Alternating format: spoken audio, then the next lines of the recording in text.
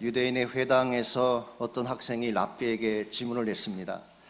만일 머리를 2개 가진 사람이 있다면 이것을 한 사람으로 보아야 합니까? 아니면 2 사람으로 보아야 합니까?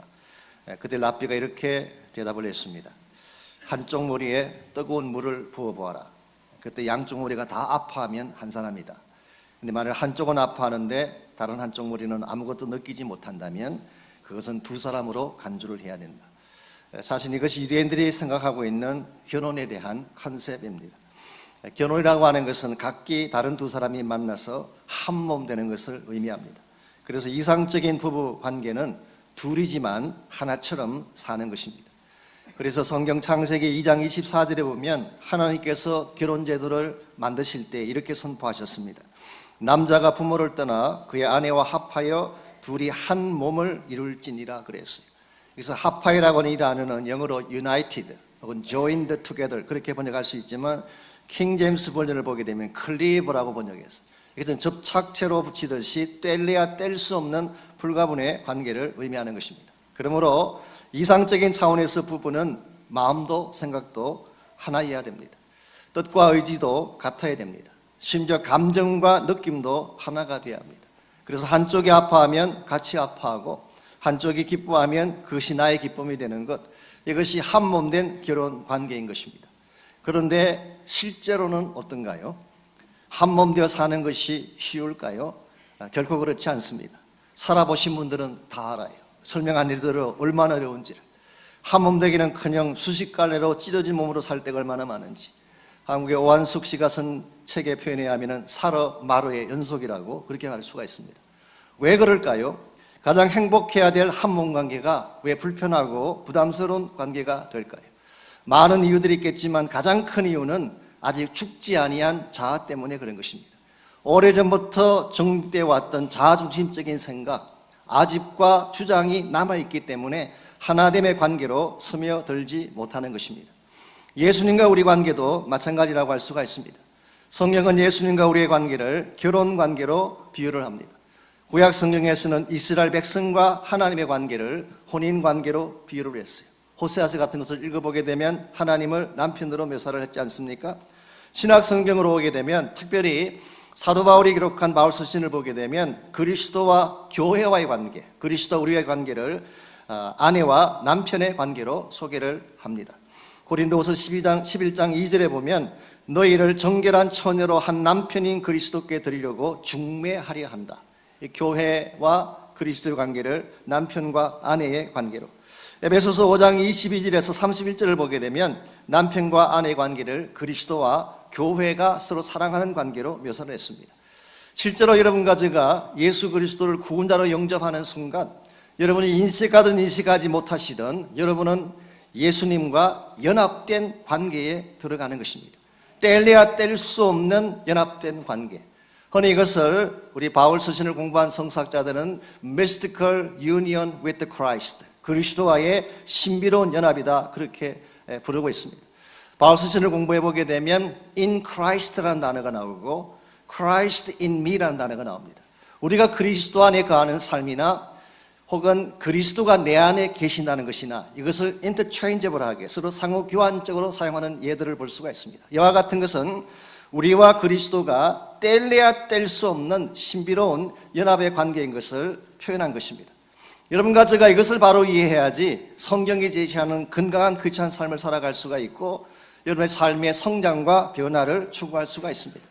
흔히 구원 사건은 단순히 죄 문제를 처리하고 죽은 후에 심판을 면하는 이런 사건으로 생각하는 분이 많이 계시지만 오늘 바울은 그렇게 말하고 있지 않습니다. 우리가 구원받았다는 것은 내가 죄 사함 받고 단순히 죽은 후에 천국 가는 도식적인 사건이 아니라 예수를 믿는 그 순간부터 새로운 차원의 관계가 성립된 것을 설명하고 있습니다. 그래서 우리는 그리스도와의 뉴 릴레이션십으로 들어가는 것, 이게 성경이 제시하는 바른 크리스찬 삶이라고 부를 수가 있습니다. 이런 의미에서 여러분의 삶의, 여러분의 신앙의 건강을 점검하려면 그리스도와의 관계성을 점검하면 됩니다. 많은 분들이 막연히 시간이 흐르면 성장하고 자라는 줄 알고 있지만 그렇지 않습니다. 그리스도와의 바른 관계성이 있어야지 삶이 변할 수 있고 변화도 일어나는 것입니다. 늙어간다고 하는 것과 성숙해져 간다는 것은 같은 것이 아닙니다. 시간이 흘러가고 나이가 들어가면 어떤 분들은 growing up 하는 분이 있어요. 이것은 성숙해져 가는 것입니다. 그런데 시간이 흘러가면 갈수록 growing old 하는 분이 있어요. 이것은 늙어가는 것입니다. 그냥 시간만 흐른다고 성숙을 이루는 것이 아니라 바른 믿음의 관계를 가져야지 성숙을 이루는 것입니다. 저도 이제 나이가 좀 들어가니까 제가 늙어간다는 증거들을 많이 느끼게 돼요. 늙어감의 증거 중에 하나가 뭔지 아십니까? 말이 많아져요.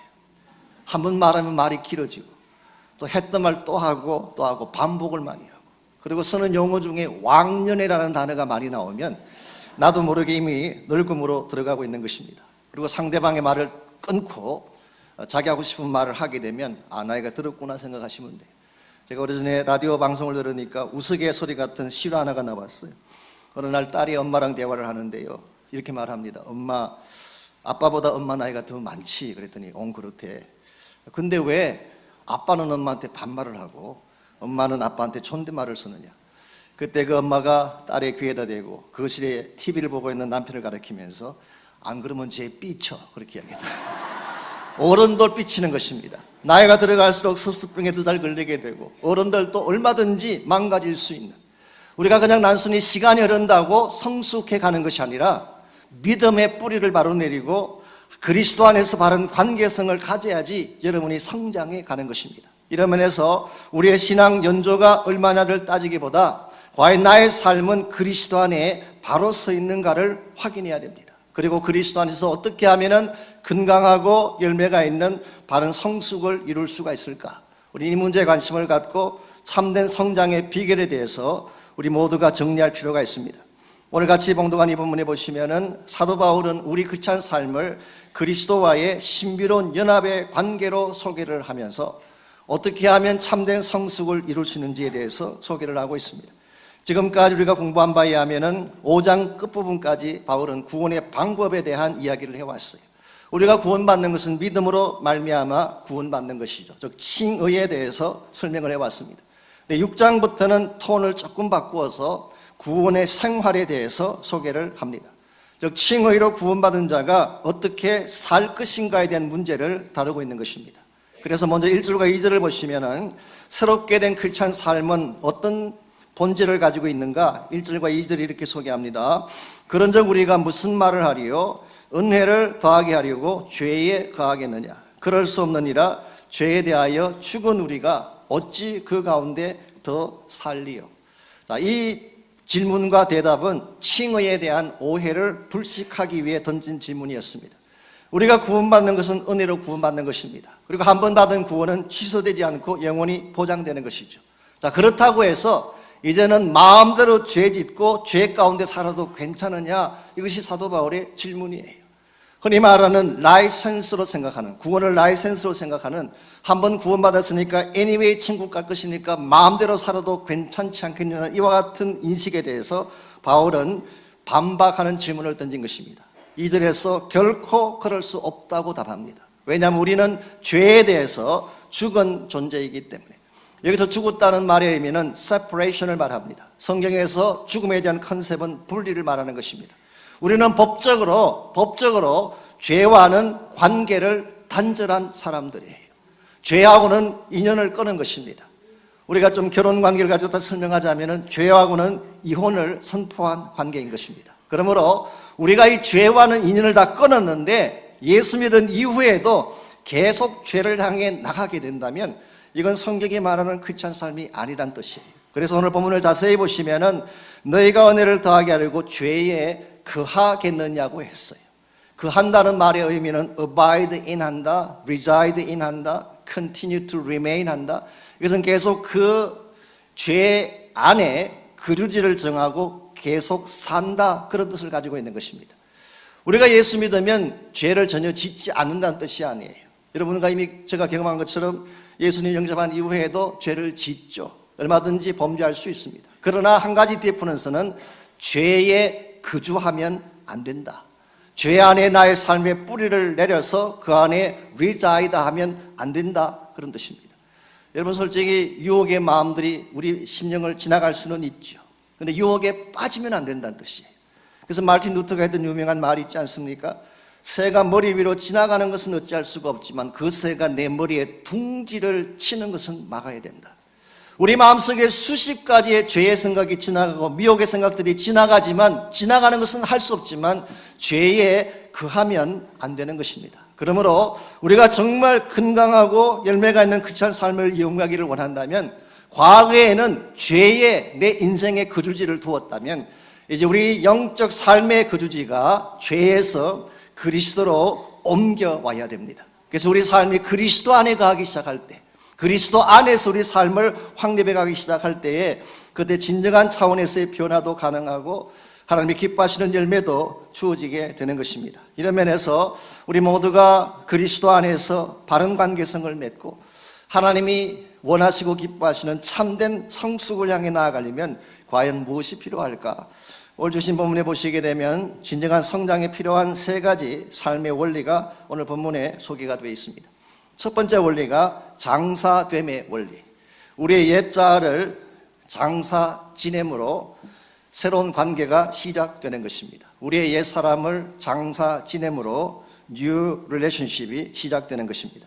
우리 3절과 4절을 보겠습니다. 3절과 4절을 보시면 사도 바울은 새로운 삶의 원리를 우리에게 소개하기 위해서 좀 더 우리 모두가 그래픽하게 잘 이해하기 위해서 이 베프티즘, 침례를 통하여서 그 사실을 우리에게 소개합니다. 3절 말씀 제가 읽겠습니다. 무릇 그리스도 예수와 합하여 침례를 받은 우리는 그의 죽으심과 합하여 침례 받은 줄을 알지 못하느냐.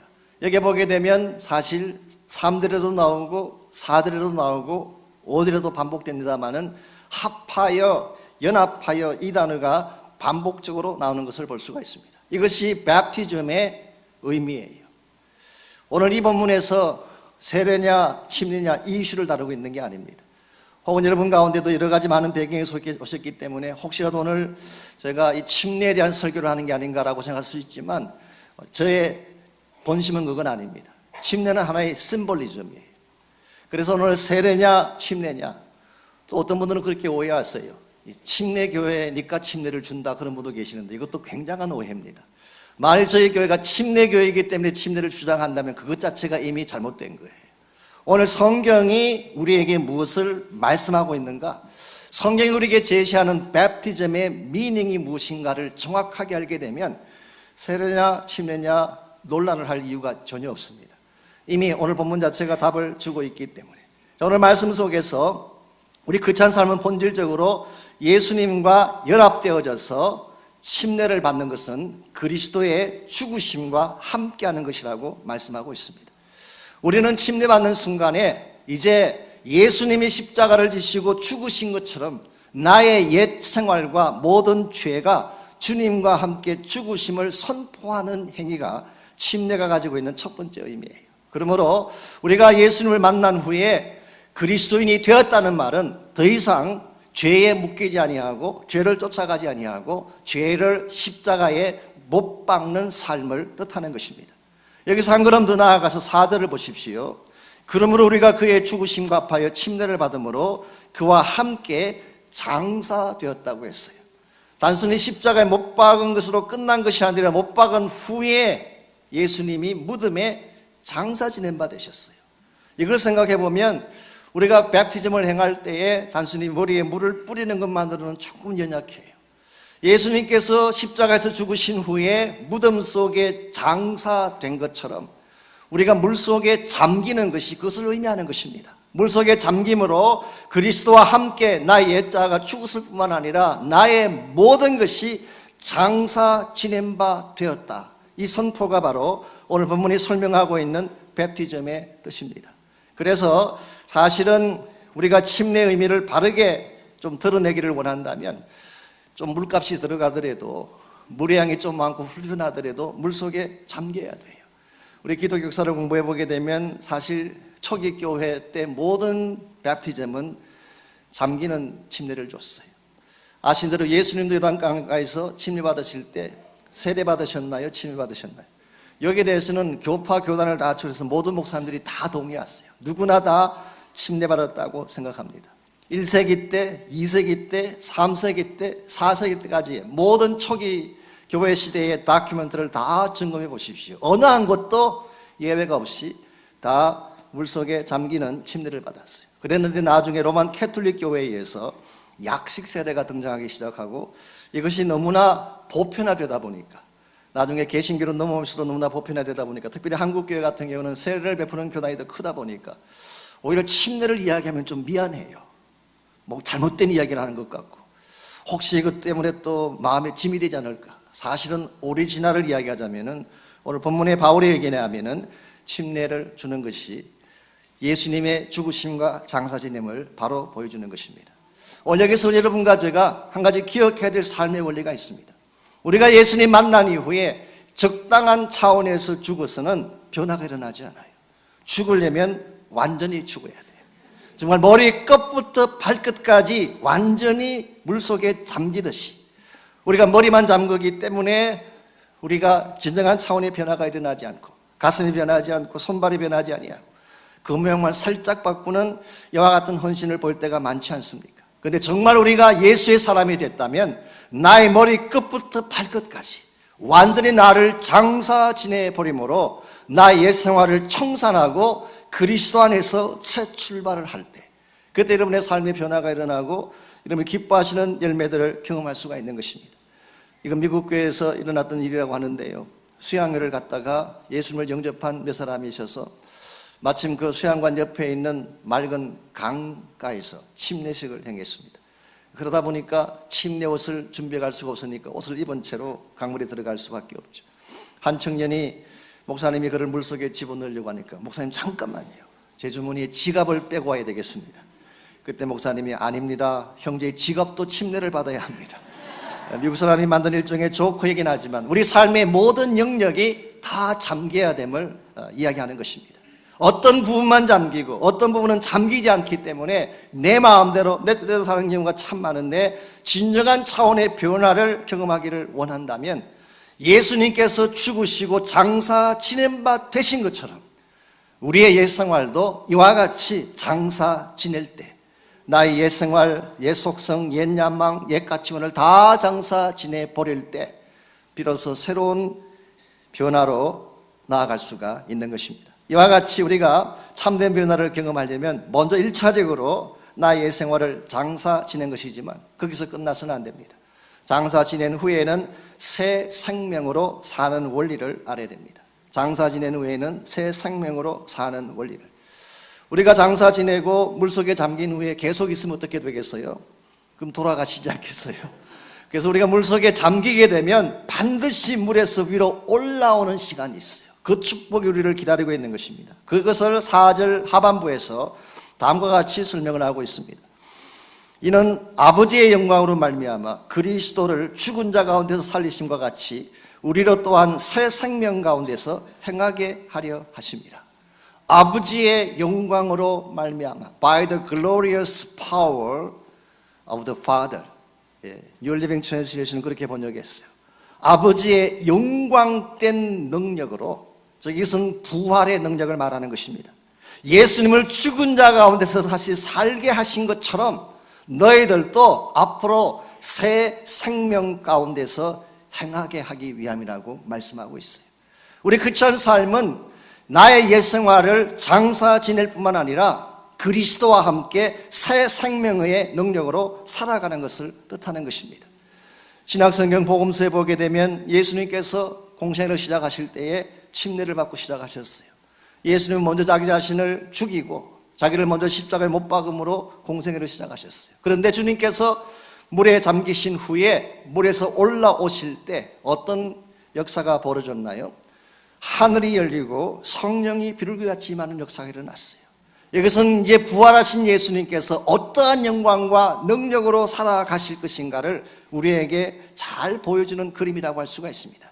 우리 그리스도인들은 나의 옛 생활을 십자가에 못 박게 되면, 그래서 나의 옛 생활을 죽여버리게 되면 그것으로 끝나는 것이 아니라 하나님께서 그리스도와 가지신 부활의 능력으로 우리를 세워주시고 위에서부터 하늘이 열리고 성령께서 임하심으로 말미암아 우리 인간의 능력의 차원을 넘어서서 하나님의 기적적인 차원으로 살 수 있도록 힘을 허락해 주시는 것입니다. 여러분, 이것을 경험해야지 참된 변화가 무엇인지를 알 수가 있고 크리스찬 삶의 진정한 승리가 무엇인지를 확인할 수가 있습니다. 지난번에도 말씀을 잠깐 드린 것처럼 우리 크리스찬 삶이라고 해서 모든 것이 항상 평탄하고 순적한 것만은 아닙니다. 때때로 무덤 속에 잠기는 것처럼 절망의 나랑으로 떨어질 때가 있습니다. 그러나 여러분께서 한 가지 기억하실 중요한 사실이 있습니다.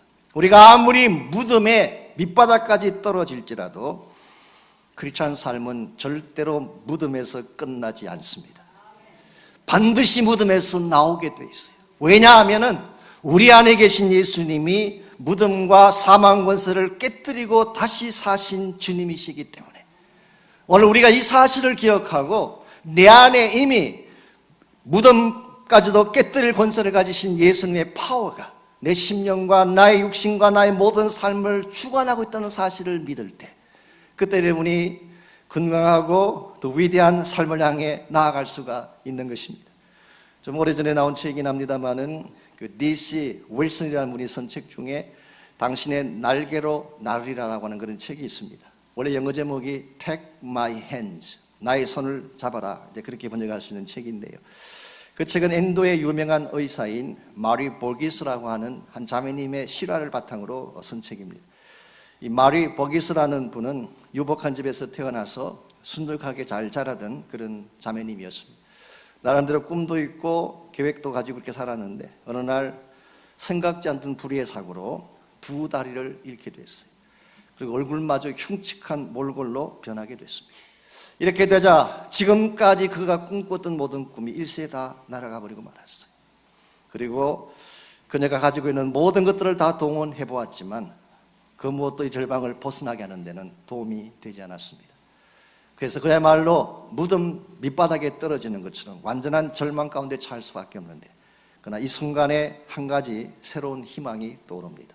바로 그것이 그녀에게 임하신 하나님이었어요.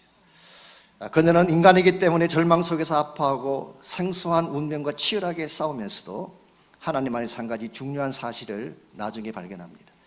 하나님은 다리가 없어도 살 수 있는 삶이 아니라 다리가 없기 때문에 새로 태어나는 나를 원하신다. 하나님은 단순히 내가 이와 같이 장애자로 살 수 있도록 힘을 주시는 정도가 아니라 장애자가 되었기 때문에 새롭게 살 수 있는 새 탄생의 삶을 주셨다. 그때부터 이 자매님이 하나님 안에서 새 일을 감당하기 위해서 공부하기 시작하고 또 열심히로 일하기 시작하면서 의사가 됐어요. 그리고 나서 이분은 그냥 돈 벌기 위해서 의사가 된 것이 아니라 나병 환자들을 찾아다니면서 그들의 질병을 고치고 그들을 섬기는 사역자로 일평생을 살아가게 됩니다. 그분이 남겼던 고백이 이런 고백이 나옵니다.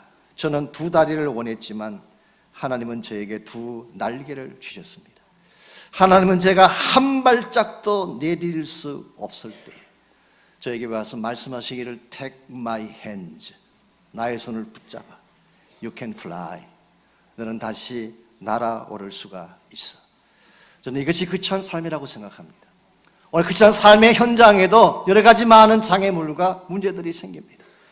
우리의 힘만으로 극복할 수 없고 아무리 노력하고 애써도 넘어설 수 없는 절망적인 상황이 찾아올 수가 있습니다. 그러나 그와 같은 때에 내 손을 붙잡아라고 말씀하시는 부활하신 예수 그리스도의 손을 붙들게 되면 내가 넘을 수 없는 강을 넘게 되고 건널 수 없는 강을 건너가서 하나님의 영광의 비전을 향해 날아올 수가 있는 것입니다. 저는 여러분 한 분 한 분이 이런 축복의 삶 누리시기를 주의 이름으로 축원합니다. 환경이 어렵기 때문에 나의 상황이 척박하기 때문에 포기하고 절망하는 것이 아니라 내 안에 살아계신 그리스도의 능력으로 힘있게 달려가는 삶, 이것이 바로 하나님이 기뻐하시는 삶입니다. 마지막 세 번째로 진정한 차원의 성장을 이루려면 내 삶의 주인이 바르게 결정되어야 되는 것입니다. 과거에 섬겼던 주인이 아니라 새로운 주인이 내 인생을 다스리기 시작할 때 우리 삶의 변화가 일어날 수가 있습니다. 6절 말씀 보겠습니다. 우리가 알거니와 우리의 옛사람이 예수와 함께 십자가에 못 박힌 것은 죄의 몸이 죽어 다시는 우리가 죄에게 종노릇하지 아니하려 함이니 그랬어요. 여기 보게 되면 다시는 죄에게 종로로 타지 않게 하려 함이라. 자, 왜 이런 말씀을 썼을까요? 이 말씀 뒤에는 그동안 우리의 주인이 누구였다는 뜻일까요? 죄가 우리의 주인이었어요. 세상적인 욕망이 우리를 다스리는 주인이었어요. 그랬는데 이제 우리가 예수님을 나의 구원자로 영접하고 그분과 연합하는 순간 예수님께서 죽으심으로 말미암아 모든 죄의 사슬을 끊어주셨기 때문에 이제 우리는 더 이상 죄의 종이 아니라 그리스도의 종이 되어야 한다고 하는 뜻입니다. 오늘 여러분과 제 마음은 중립이 아닙니다. 뉴트럴 존이 아니에요. 우리는 이들 주님께 속하든지 아니면 죄에게 속하든지, 내 마음에 죄가 왕노릇하든지 아니면 주님이 왕노릇하든지, 둘 중에 하나가 항상 결정돼야 하는 것입니다. 나의 마음속에 죄가 가득 차서 죄가 왕노릇하기 시작하면 여러분이 어떠한 환경에 처하더라도 죄의 열매 맺을 수밖에 없어요. 아무리 좋은 환경에 편안하게 잘 살아도 삶이 비참하고 타락하고 고통과 절망 가운데 어둠 속에 살게 되는 것입니다. 그러나 반대로 내 인생의 환경이 어떠할지라도 그리스도가 내 삶의 왕이 되시면 환경에 상관없이 기뻐할 수 있어요. 평안할 수 있어요. 모든 두려움이 떠나가고 사랑과 환희 가운데 참 생명의 능력을 소유하며 살아갈 수가 있습니다. 이런 면에서 오늘 아침 여러분의 마음속에 누구를 주인으로 삼을 것인가 결단이 필요합니다. 아직도 여러분의 마음속에 예생활이 자리 잡고 있고 옛날 누렸던 쾌락과 예생활이 계속 여러분의 마음을 붙잡고 있다면 여러분은 아무리 노력해도 변화할 수가 없고 앞을 향해 나갈 수가 없습니다. 그러나 만일 내 마음에 있는 모든 예생활과 정과 욕심을 십자가에 못 박아버리고 그리스도가 내 인생의 주인 되게 하는 순간 여러분의 삶은 진정한 차원의 회복과 능력을 향해 나아갈 수가 있는 것입니다. 우리는 예수를 믿는 순간 홀로가 아닙니다. 그리스도와 연합된 관계가 됐어요. 우리 안에 그리스도가 계시고 또 내가 그리스도 안에 하는 In Christ, in Christ in me. 예수 그리스도와 우리는 끊을래야 끊을 수 없는 신비로운 연합의 관계가 된 것입니다. 그러므로 여러분께서 무슨 일을 당할지라도 홀로 고통당하고 힘들어하지 마시고 내 안에 주인으로 오신 예수님 꼭 붙드시기를 바라고 그분이 여러분에게 부어주시는 부활의 능력과 생명의 능력을 가지고 하나님이 정말 원하시고 기뻐하시는 삶의 과제를 향해 그 목적을 향해 달려나가시는 여러분 모두가 되시기를 바랍니다.